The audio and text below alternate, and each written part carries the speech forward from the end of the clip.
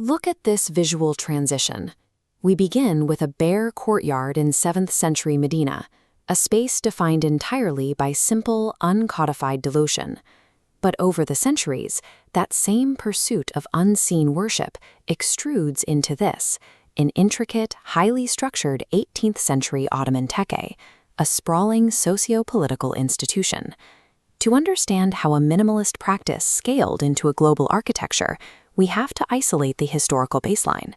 In its strict original definition, what we now call tasawwuf or Sufism is the science of inward purification and the perfection of human character. This schematic maps the theological bedrock of the entire tradition, the famous Hadith of Jibril. It establishes 3 distinct pillars for the believer: Islam, representing outer law; Iman, representing internal theology; and Ihsan. Ihsan is the strict pursuit of spiritual perfection, defined as worshiping Allah as if you see Him. As we map this third node over time, we see it expand across continents, stretching from the Atlantic to the Ganges. The pursuit of Ihsan evolved into a spiritual tradition that guided the interior life of millions of Muslims across every major empire. This growth created a collision between 2 different visions of the faith. On one side, practitioners saw these developing rituals as the true soul of Islam. On the other, a vocal group of scholars argued that the new ceremonies and hierarchies were a dangerous departure from the Prophet's original path. To parse this debate accurately, we need to track its chronological evolution. We will trace the line from early individual asceticism through the codification of complex philosophical metaphysics, right up to the rise of institutionalized Sufi orders. To understand Islamic intellectual history, you must systematically separate the pure origins of spiritual purification from the controversial human frameworks aggregated on top of it.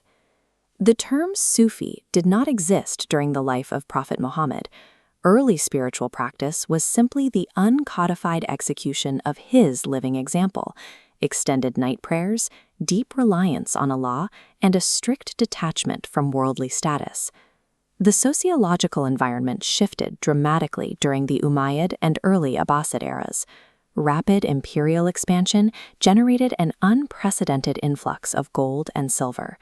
This concentration of capital created a widespread crisis of materialism across the new Islamic cities. In response to this excess, figures like Hassan al-Basri pioneered a reactionary countermovement. He formalized the operational mode of Zuhd, a rigorous asceticism that shatters the pursuit of material wealth. This early iteration of Zuhd was stark. It was primarily driven by a profound fear of divine judgment and a strict, relentless focus on repentance. A generation later, a female scholar in Basra named Rabia al-Adawiyya introduced a critical conceptual addition to this ascetic framework.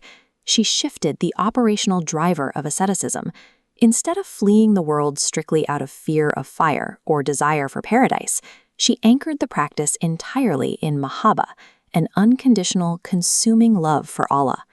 Together, these early ascetics engineered the psychological foundation. By establishing rigorous detachment and intense devotion, they created the moral atmosphere from which the formal, categorized science of Sufism would later emerge. Between the 9th and 11th centuries, informal asceticism hardened into a discrete science. Scholars began rigorously mapping the internal states of the soul, a field known as tazkiyat al-nafs. Look at this schematic. A highly technical new lexicon emerged to describe these internal states. Terms like fana, the annihilation of the ego, and muraqaba, deep spiritual vigilance. As practitioners mapped these concepts, the tradition split into 2 distinct methodologies. Following the red path, we see the rise of intoxicated mysticism. Figures like al-Hallaj experienced extreme psychological states of fana, resulting in shatahat, ecstatic, controversial public utterances, where the individual ego seemed to vanish completely. The theological danger here was severe.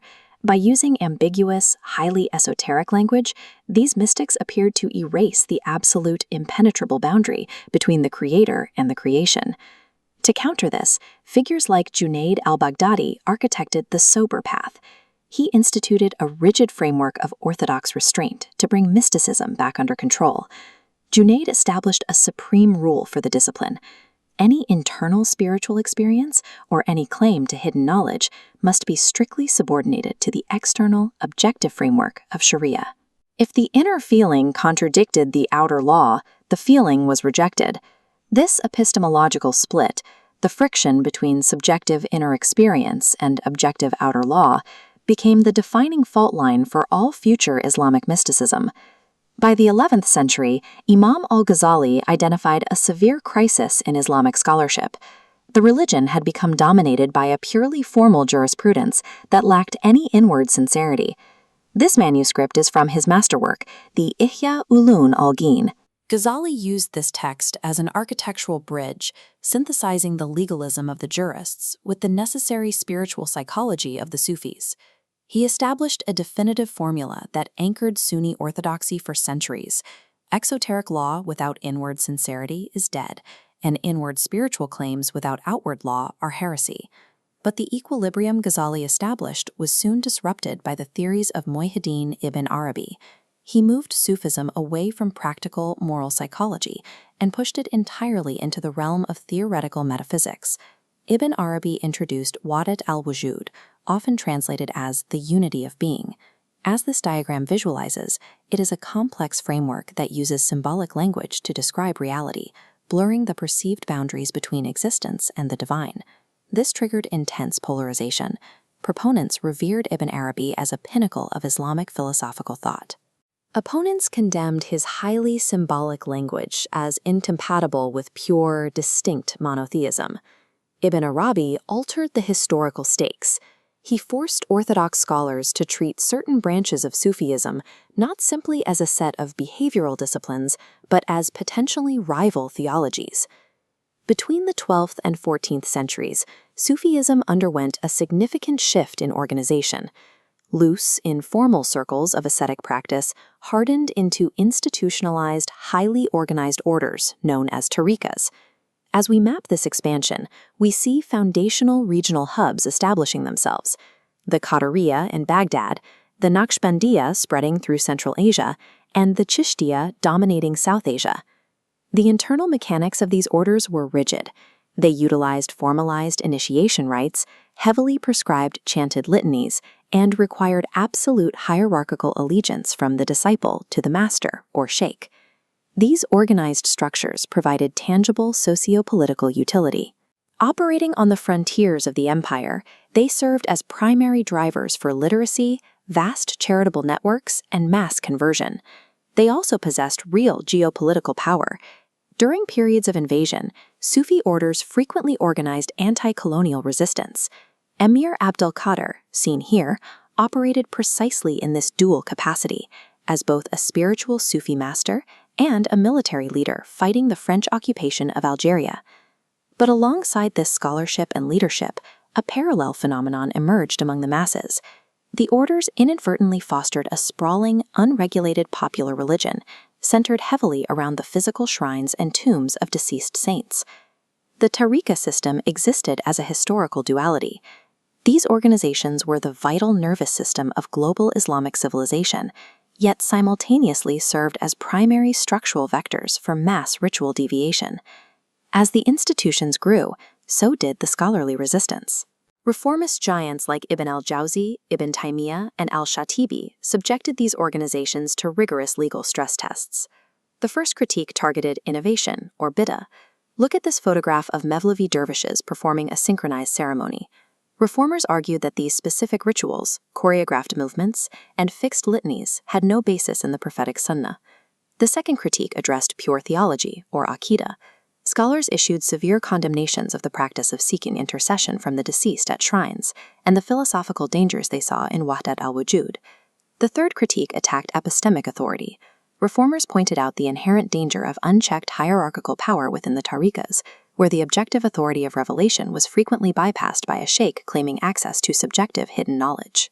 These scholars descended the necessity of tazkiyah, the inward purification of the soul, while specifically targeting the philosophical layers and rituals attached to it. These critiques from within the Islamic tradition were not aimed at destroying spiritual devotion. They were a calculated defense to ensure that divine revelation remained the final authority over human invention. Today, the landscape is deeply fragmented. Traditional Sufi networks maintain influence in regions like West Africa, coexisting alongside heavily secularized forms of pop spirituality found in the West. Sufism is ultimately a complex container. Inside it, you find the required bedrock of ihsan, dense layers of philosophical speculation, vast sociological networks, and heavily debated localized ritual practices. The historical friction surrounding it is not a peripheral argument. It is the central, ongoing negotiation within Islamic thought regarding the exact relationship between outer law and inner truth.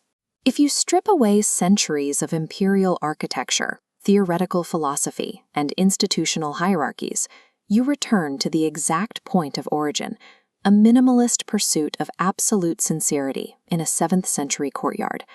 The legacy of this discipline reflects the profound difficulty of the Islamic ideal. It requires maintaining the rigorous boundaries of God's objective law, while simultaneously striving for the absolute unseen sincerity of the human heart.